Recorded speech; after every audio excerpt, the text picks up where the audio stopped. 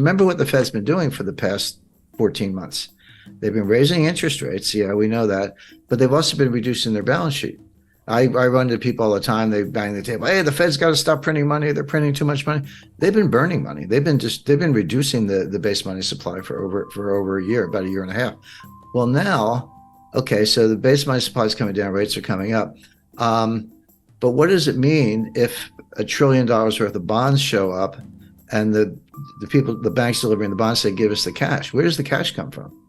The Fed prints it. So now you're going to expand base money by perhaps $1 trillion or more at a time when you've been pretending to reduce base money. So this completely blows up their monetary tightening. Okay, they're not cutting interest rates. That we'll see what happens there, but they are increasing the money supply by, again, estimate upwards of $1 trillion.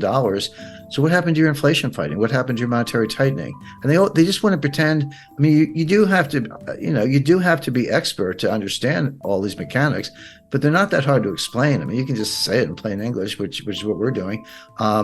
But from a policy point of view, it completely blows up their monetary tightening. The universe of people who really understand this, certain lawyers, certain regulators, certain analysts, just experts, because that's what they do, is pretty small.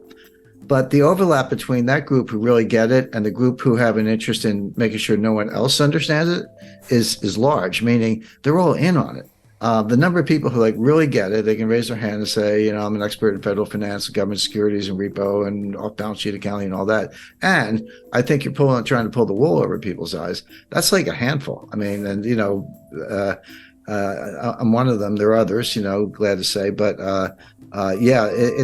and that's the other thing that really I just have low tolerance for, just the lies. If you have to do what you have to do, you don't want the whole system to collapse. I understand that. But you can be honest with people about it. One thing I really like about Britain is the British are really good at stepping up. They resign. If you've done very badly, you're a minister or head of something and just things go badly on your watch, even if it arguably wasn't from, they resign. So I'll just resign. And Japanese do too. And someone takes their place. In America, we act like nothing's wrong. Nobody resigns. Nobody takes responsibility. I mean, I would have said Jay Powell, Michael Barr, who's the vice chairman of the Federal Reserve for supervision. So he's the guy who wears the regulatory hat. Powell's the chairman. And Mary Daly, who's the president of the Federal Reserve Bank of San Francisco. Why haven't all three of them resigned or been fired? This was not arcane, but this was simple. These were 97% uninsured deposits ready to run out the door with massive bond losses. They were in 30-year bonds, 10-year notes to 30-year bonds. It wasn't like you had treasury bills. So you can always sell a treasury bill and maybe take a little hickey, but not really. So you can have a government security, which is a treasury, almost no credit risk. I won't say none, but almost no credit risk. But there's always market risk. But the thing about treasury bills, 3-month bills or 6-month bills, there's very little market risk. They're not volatile. But when you're into 30-year bonds, forget it. I mean, you can take 20-point hits when you get the kind of interest rates we say, and that's what they had. And they put them in this held to maturity account, HTM, held to maturity. Yeah, we own them, but we're going to hold them for 30 years. And so therefore, you don't have to mark them to market, except if you sell them. If you sell one, because you got a run on the bank, you got to mark them all to market right then. And that's what this Fed facility was about. The CEO sold over $3 million worth of stock about 10 days before the collapse. Now he says, it was according to a pre-filed plan with the SEC, so it wasn't in response to any news or whatever. What do you have to understand? And there are such things, but these pre-filed plans can be part of the scam. In other words, I see it coming, so I'm going to file a plan so I can keep selling my stock. And then if I get accused of insider trading, I'll go, oh, it was all according to plan.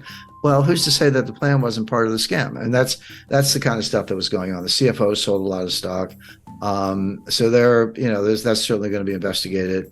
But you can see this coming. But my point is, a bright high school kid with a spreadsheet could have seen this coming. You don't have to know Black Scholes in your sleep to see this. It was assets, liabilities, huge uninsured deposits, about $125 billion of uninsured deposits ready to flee, and a comparable amount, slightly more, of the most volatile.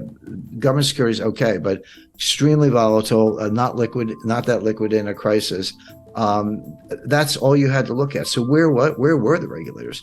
Where were the supervisors? And they said, well, we sent them a bunch of letters, and they tried out the letters as if that was exculpatory in terms of their regulatory incompetence. It wasn't. If anything, it made it worse, because like, oh, okay, you actually knew about it and didn't do anything. It'd be one thing if you never went over and knocked on the door, but you did. You saw something extremely risky. You sent them a letter and then didn't do anything. It's amazing how Washington works. Mary Daly, I mentioned her. She's president of the Federal Reserve Bank of San Francisco. She was on the short list to be nominated to the Board of Governors in Washington to fill the seat that Lael Brainerd left. Lael Brainerd was member of the Board of Governors. I believe she was vice chairman, but she left to go to the White House in the National Economic Council. She really is smart. She's a big brain.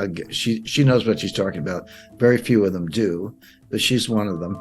But she goes to the White House, but that's an audition for Secretary of the Treasury, because they're going to throw Yellen under the bus.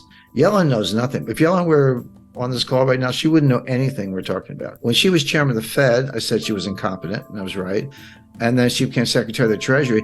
She's a statistics geek from Berkeley. She's got a big brain. I'll give her credit on IQ points. So what? That's not the same as common sense or working knowledge or knowing how the street works. She's never worked, outside of government in her entire life. I don't care what your resume is. If you've never run a business, met a payroll, negotiated a purchase sale agreement, kept your morale up with negative cash flow. If you've never done any of those things, you don't know what it's like to be in the real world of the economy. She doesn't, but her specialty as an economist was labor economics. Okay, well, there's a place for that, but not as U.S. Treasury Secretary. You have to know she didn't know monetary policy of the Fed. She doesn't know fiscal policy of the Treasury. Knows nothing about international economics, and that gets us into the role of the dollar. She was like her husband won a Nobel Prize. Okay, George Akerlof. I know a lot of her close associates. She, if you don't want to say affirmative action, you can say the Peter Principle.